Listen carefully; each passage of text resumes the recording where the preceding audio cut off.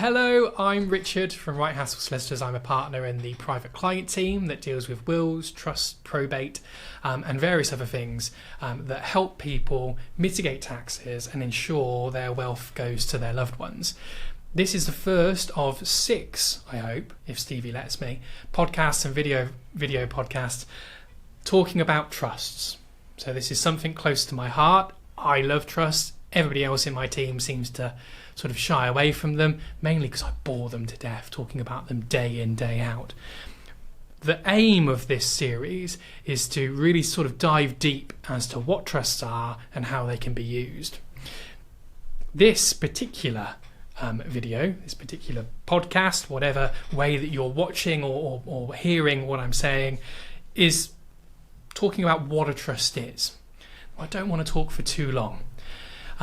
But I want you to walk away or move away from this podcast having a good idea as to what a trust is and how it can potentially help you.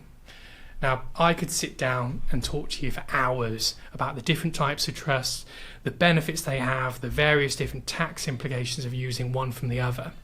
But that's not the objective of this. This is simply to get an image in your mind in readiness for the other 5 projects, the other 5 podcasts that we've got upcoming in the next 5 weeks that dive into greater depth about the intricacies and the benefits and the uses. So, rather than keep babbling, let's talk about what a trust is. So how would I describe a trust? Well, I could bore you, as I do my wife and my colleagues, talking about the various bits of legislation that describe the legal relationship between certain people that make this trust. Or I could tell you that a trust is a treasure chest. And that's what it is. That's how I describe it to my clients, and I believe that works the best. So it's a treasure chest that I set up either in my will or during my lifetime. And I've got the keys to that treasure chest and I hand them to my chosen trustees. So these are the people that I trust to look after those assets that sit within that treasure chest and honour my wishes. The trustees holding the keys can open the lid or close the lid. They can take assets out and they can distribute them as they see fit, subject to 1, the way that the trust has been set up and the powers that it contains, and 2, the letter of wishes and guidance that I've offered them. On top of that, I need to provide a list of beneficiaries. So I need to tell my trustees who can benefit from this treasure chest, who they can take the assets out of the trust and hand them to. So these potential beneficiaries might be my spouse, it might be my children, it might be my colleagues at Right Hassle Solicitors. It's not going to be, but it could be. It could be the entire population of Leamington Spa. It doesn't matter. As long as I trust that my trustees will choose the right people subject to my letter over here. So I've got my roles, I've got my trustees, I've got my beneficiaries, and I've given them some good guidance. The trust is the legal arrangement that provides the power to the trustees to manage these assets.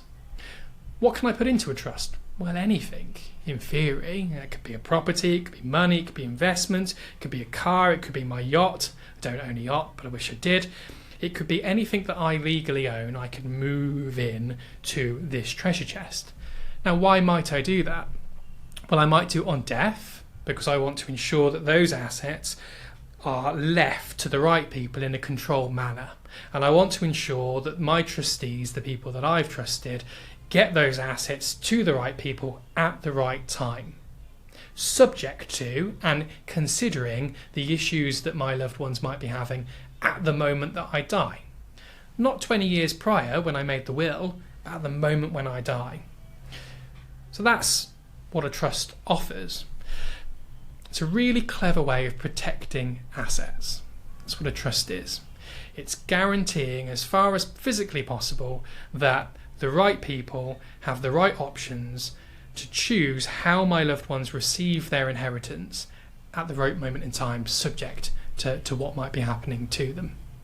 How do I make a trust? Well, as I've already said, I can make a trust in my will, or I can make a trust in lifetime. What are the differences between the two? Well, effectively none. The trust will be exactly the same if I make it in my will or on death. It will either be within the will itself as a couple of clauses, or it will be a standalone document, but it will achieve the same purpose. Now, why might I want to make a trust in my will? Well, I might do that if I want to retain control of those assets until the moment that I die. And then I want to ensure they pass down to the generations in a controlled manner. So that's why I would do it on death. Why, alternatively, might I want to make a trust in lifetime? Well, that's when it gets a little bit technical, a little bit special. That's when I start boring people, because trust in lifetime are a really clever way of, one, protecting assets for my loved ones, or mitigating taxes. So, for example, I might want to give a couple of £100,000 to my son. Now, he's only 5 and I don't have a couple of £100,000, so he's not going to get it. But if I chose to, I could hand him a cheque for £200,000 and he could go away and buy a house. The problem with that is I've lost control of that £200,000. And if something happens to my son, the house is gone. So I've waved goodbye to that money and I've lost the opportunity to control those assets and help my son moving forward. Alternatively, I might set up a trust, move some money into that trust, and then the trustees purchase that property for my son. If something nasty happens to him, the property is as protected as physically possible from the threats that he might face in the future, be that divorce or bankruptcy or care. So it's a way of me passing assets down, but also ensuring, as far as physically possible, that those nasty threats that my beneficiary might face will not touch the assets that I've sort of tried to shield. Tax efficiency. Lots of different types of trust here. Bare trusts, discretionary trusts, interest in possession trusts. All three of them have slightly different tax implications. When it comes to lifetime trusts, the most common types of trusts that people make are discretionary trusts and interest in possession trusts. And it's discretionary trusts that arguably provide the most benefit. And that's because moving assets into a discretionary trust can protect them and mitigate the inheritance tax liability that you might be facing in the future. Now, I'm not going to talk to you about various different examples of how they will save inheritance tax, because that is a very personal situation and it requires you to sit down with me and to talk about your total circumstances. The tail should never wag the dog, so the saying goes, when it comes to tax. If you haven't got an inheritance tax liability, don't plan to mitigate inheritance tax. But if you do, trusts are a clever way of mitigating them. And as I said, in future videos and podcasts, we'll be talking about lifetime trusts and the different types of products that you can prepare that will hopefully mitigate your exposure and potentially reduce the amount that's going to be lost to the taxman.